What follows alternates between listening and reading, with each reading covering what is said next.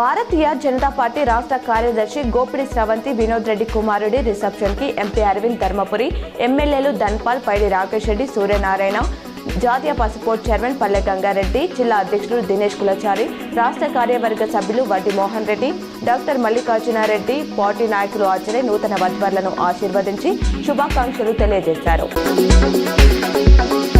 జాగృతి chief కవిత నేడు కామారెడ్డి జిల్లాలో పర్యటించనున్నారు. నాగమడుగు లిఫ్ట్ ఇరిగేషన్, నిజాం సాగర్ ప్రాజెక్టులను సందర్శించనున్నారు.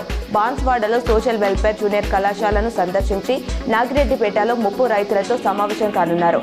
నాగన్నబావి శబరిమాత ఆశ్రమాన్ని సందర్శిస్తారు. సీఎం రేవంత్ మరో అతిపెద్ద పవర్ స్కామ్ కు రూపకల్పన చేశారని, ఇది అక్షరాల ₹50,000 కోట్ల కుంభకోణమని హరీష్ రావు ఆరోపించారు. పవర్ ప్లాంట్ల నిర్మాణానికి మంత్రివర్గంలో నిర్ణయం తీసుకుని కమిషన్ల కసరత్తుకి మాస్టర్ ప్లాన్ వేశారని మీడియా సమావేశంలో తెలిపారు. ఒక్కో యూనిట్ కి ₹7.92 ఖర్చు చేయబోతున్నారని, ఇది ఎవరి ప్రయోజనం కోసమని ప్రశ్నించారు. గ్రామ పంచాయతీ ఎన్నికల్లో కాంగ్రెస్ బీసీలను మోసం చేస్తుందని కవిత మండిపడ్డారు. కులగణనలో 5 నుంచి 6% బీసీ జనాభాను తగ్గించి చూపించారు. పంచాయతీల వారీగా అన్ని కులాల జనాభాను బయటపెట్టాలి. ప్రధాన ప్రతిపక్షం నిద్రపోతుంది. రిజర్వేషన్లు లేని చోట బీసీలు పెద్ద ఎత్తున నామినేషన్లు వేసి గెలవాలని అన్నారు.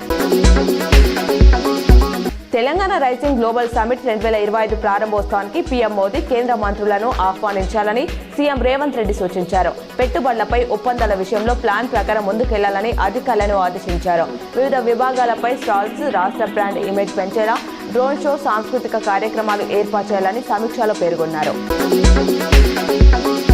హైదరాబాద్ లో జరిగిన డిప్యూటీ సీఎం బట్టి విక్రమార్క కుమార్తె సూర్య విక్రమాదిత్య నిశ్చితార్థ వేడుకకు సీఎం రేవంత్ రెడ్డి హాజరయ్యారు. సతీమణి, కూతురు, అల్లుడితో కలిసి వచ్చిన సీఎం కాబోయే వధువరులను ఆశీర్వదించి శుభాకాంక్షలు చెప్పారు. పీసీసీ చీఫ్ మహేష్ కుమార్ గౌడ్, పలువురు మంత్రులు, ముఖ్య నేతలు, అధికారులు ఈ వేడుకకు హాజరయ్యారు.